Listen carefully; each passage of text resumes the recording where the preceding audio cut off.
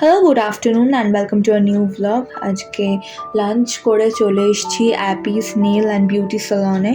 যে স্যালনে আমি বেশ কয়েকদিন আগে এসেছিলাম নেলস করানোর জন্য জন্মদিনের সময়। তোমরা তো জানো, মানে জন্মদিনের আগের দিন 27 তারিখ এসেছিলাম। আজকে এসেছি, ওদের একটা মডেলিংয়ের কন্ট্রাক্ট রয়েছে। বেসিক ব্যাপারটা হচ্ছে একজন মানুষ যার লম্বা চুল এবং ভার্জিন হেয়ার সেরকম কাউকে দরকার। তো ওরা আমাকেই চুজ করেছে এইটার জন্য, এবং বেসিক্যালি ওরা কালার ইউজ করবে আমার চুলে, তারপরে বিভিন্ন রকমের স্টাইলিং হবে, তারপরে ওদের একটা ক্যাটালগ তৈরি হবে আর কি। তো সেই জন্য আমি রাজি হয়েছি, কারণ আমি কখনো সেইভাবে রং করাইনি। তো একবার অ্যাটলিস্ট গ্লোবাল কালার করিয়ে দেখতে চাই যে কীরকম লাগছে, আমার চুলেও কীরকম হচ্ছে পুরো ব্যাপারটা। সেই জন্য আমি রাজি হয়েছিলাম যে আচ্ছা ঠিক আছে, চলো একবার অ্যাটলিস্ট ট্রাই করা যাক। যদিও আমার হেয়ারটা পুরোপুরি ব্ল্যাক নয়, ব্রাউনিশ ব্ল্যাক, একটুখানি ব্রাউনিশ টিন্ট রয়েছে, বাট ওনারা বললেন যে সেরকম কোনো অসুবিধা হবে না। তাই ভাবলাম যে ঠিক আছে, একবার অ্যাটলিস্ট আমারও কালার করানো হবে আর ওদেরও ক্যাটালগটা তৈরি হবে। তো আমি বেশ এক্সাইটেড, নার্ভাস, সমস্ত কিছু রয়েছে। তবে আমার একটা প্রশ্ন করা হয়নি, সেটা আমার এখন মনে হচ্ছে, সেটা হচ্ছে যে প্রি লাইটনিং করানো, মানে ব্লিচটা আমার খুব একটা ইচ্ছে ছিল না, কিন্তু যেহেতু আমি চলে এসেছি, ওনারা বলেছিলেন যে আপনি কালার চুজ করতে পারবেন অ্যান্ড সেরকম কোনো ঝামেলা হবে না, কোনো সমস্যা সেরকমভাবে হবে না। আর স্পা করাতে হবে, তারপরে প্রত্যেক মাসে একটা করে। এটাই শুধু একমাত্র মানে যেটা করতে হবে আর কি, একমাত্র ডিফিকাল্টি যেটা ফেস করতে হবে, যে রং করালে কিন্তু স্পা করাতে হবে। সেটা ঠিক আছে, কারণ আমি মাঝে মাঝে স্পা করাই এমনিতেই, তো স্পা করানো যাবে। কিন্তু ব্যাপারটা হচ্ছে যে আমি ভাবিনি ব্লিচ করাতে হবে। আমার ব্লিচ করানোর খুব একটা ইচ্ছে ছিল না, বাট ইটস ওকে, এখন তো কিছু করার নেই। চলে যখন এসেছি তখন তো আর কোনো অপশান নেই।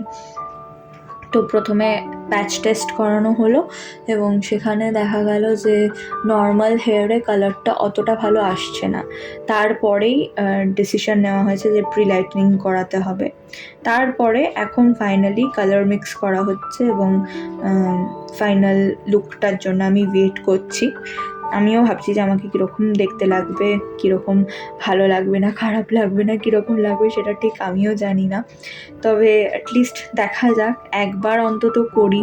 আমি জানি যে এটা চুলের জন্য খুব একটা ভালো নয়, বাট একবার অ্যাটলিস্ট জীবনে সব কিছু ট্রাই করা উচিত।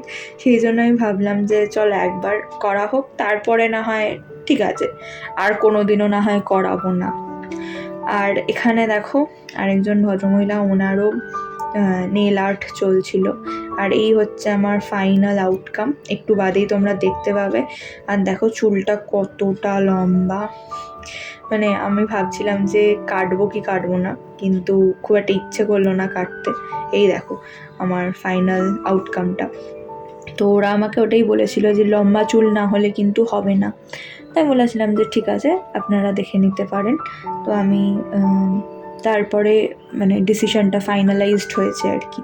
আমি তারপরে ওদের সাথে ফাইনাল কথাবার্তা বলেছিলাম আমার হেয়ার লেন্থ দেখে।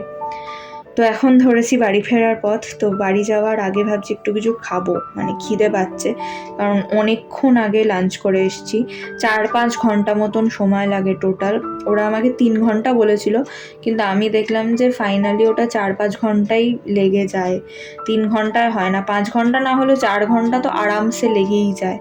তো যাই হোক, চলো এখন যাচ্ছি ডো অ্যাজ ইউ লাইকে। তোমরা তো জানো আমার ডো অ্যাজ ইউ লাইক কতটা ফেভারিট, ভীষণ ভীষণ পছন্দের একটা কনফেকশনারি। আর আকাশটা দেখো কি সুন্দর দেখতে লাগছে, আমাদের বাড়ির সামনেটা এত ভালো লাগছে দেখতে, আহা, গোটা পাড়াটা যেন অপূর্ব দেখতে লাগছে আজকে, ভীষণ ভীষণ সুন্দর লাগছে। যাই হোক, চলো টাটা, দেখা হবে আর একটা নতুন ব্লগে। টিল দেন সবাই খুব ভালো থেকো।